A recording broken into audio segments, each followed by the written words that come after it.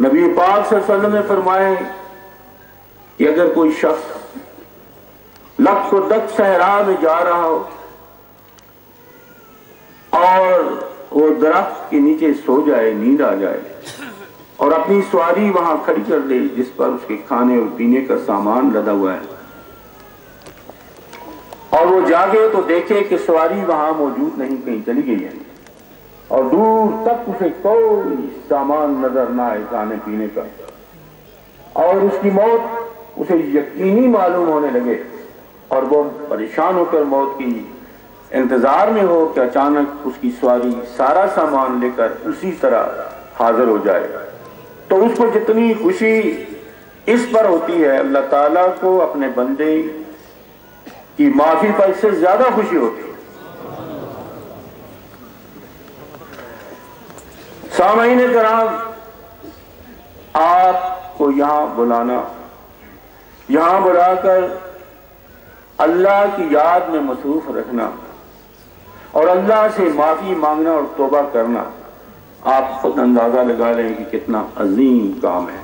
کہ مالک کی کتنی خوشی ہوتی ہے۔ اور اس وقت اللہ تعالیٰ آپ کو اپنی بارگاہ میں متوجہ، اپنی یاد میں محض اور توبہ و استغفار کرتے دیکھ کر کتنا خوش ہوتا ہوگا، اور فرشتوں پر کتنا خوشی سے اپنے بندوں پر فخر کرتا ہوگا۔ روایت میں آئے کہ جب اللہ کا بندہ اللہ کو یاد کرتا ہے تو اللہ تعالیٰ پھر اسے بھی یاد کرتا ہے، اور جب تک وہ اللہ کو یاد کرتا رہتا ہے اللہ تعالیٰ بھی اسے یاد کرتا رہتا ہے۔ اللہ تعالیٰ اپنے اور اس کے درمیان ایک کھڑکی بنا لیتا ہے جس سے وہ اپنے بندوں کو دیکھتا ہے اور بندہ اس کو دیکھتا ہے، اور پھر اپنے ایسے مخلص بندوں کا دل اپنے ہاتھ میں لے کر فرشتوں کو بلاتا ہے، اور فرشتے آ کر سر بسجود ہو جاتے ہیں، تو اللہ تعالیٰ فرماتا ہے آج میں نے تم کو سجدے کے لیے نہیں بلایا، میں نے اپنے بندے کا دل دکھانے کے لیے بلایا۔ اور اس وقت اللہ کے بندے کا دل ان ساکنین عرش کے لیے اس طرح چمک رہا ہوتا ہے جس طرح ساکنین فرش کے لیے سورج چمکتا ہے۔ سامعین کرام، یہ محفل ایسی عظیم محفل ہے کہ نبی پاک صلی اللہ علیہ وسلم ایک دفعہ باہر تشریف لائے تو حضور کے غلام اسی طرح بیٹھ کر اللہ کو یاد کر رہے تھے، حضور بھی انہیں بیٹھ گئے، اور جب فارغ ہوئے تو نبی پاک صلی اللہ علیہ وسلم آیا کہ ایسی محفل میں بیٹھنا مجھے دنیا و ما فیہا سے زیادہ عزیز ہے۔ یہ وہ محفل ہے کہ ان کے اٹھنے سے پہلے منادی کرنے والا اللہ کی طرف سے منادی کر دیتا ہے کہ ان کے سارے گناہ معاف ہو گئے۔ یہ اللہ کا احسان اور فضل و کرم ہے کہ اللہ تعالیٰ نے آپ کو توفیق دی اس محفل میں بیٹھنے کی اور یہاں 3 دن اللہ کی یاد کرنے کی، اور ہمیں توفیق دی آپ کو بلانے کی، آپ کی خدمت کرنے کی۔ حالانکہ ہم باوجود اس کے کہ اپنی طرف سے پوری کوشش کرتے ہیں، اور عاشقان رسول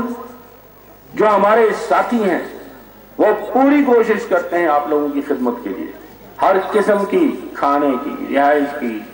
اور ہر قسم کی تکلیف کرتے ہیں، پھر بھی ہم سمجھتے ہیں کہ ہم پورے طریقے سے آپ کو آرام اور آسائش سے نہ رکھ سکے، لیکن ہمیں یہ یقین ہے کہ یہ ہماری خدمت اور ہمارے ان دوستوں کی خدمت جو اپنی طاقت سے بڑھ کر آپ کی خدمت جانی اور مالی کرتے ہیں، اللہ کی بارگاہ میں اس کی مخلص عبادت میں شامل ہوتی ہے، اور یہ جس طرح آپ کے لیے یہ محفل نجات کا سبب بنے گی، اسی طرح ہمارے لیے بھی اللہ کی بارگاہ میں نجات اور توبہ قبول کرنے کا ذریعہ بنے۔ حضرت خواجہ محمد قاسم علیہ رحمت کی برسی کے دن ایسی محفل کو کیوں منعقد کیا جاتا ہے؟ یہ تو ادھر ادھر بھی ہو سکتی ہے، اس کے فیوز و برکات پھر بھی ہو سکتے ہیں۔ اس کی وجہ یہ ہوتی ہے کہ مخلوق خدا کو جہاں اس عبادت سے مستفید ہونے کا موقع ملتا ہے، وہاں یہ سبق بھی ملتا ہے، یہ ہدایت بھی ملتی ہے کہ جو شخص اللہ کی رضا کے لیے زندگی گزار کر جاتا ہے، اللہ تعالی اس کے لیے دونوں جہانوں میں عزت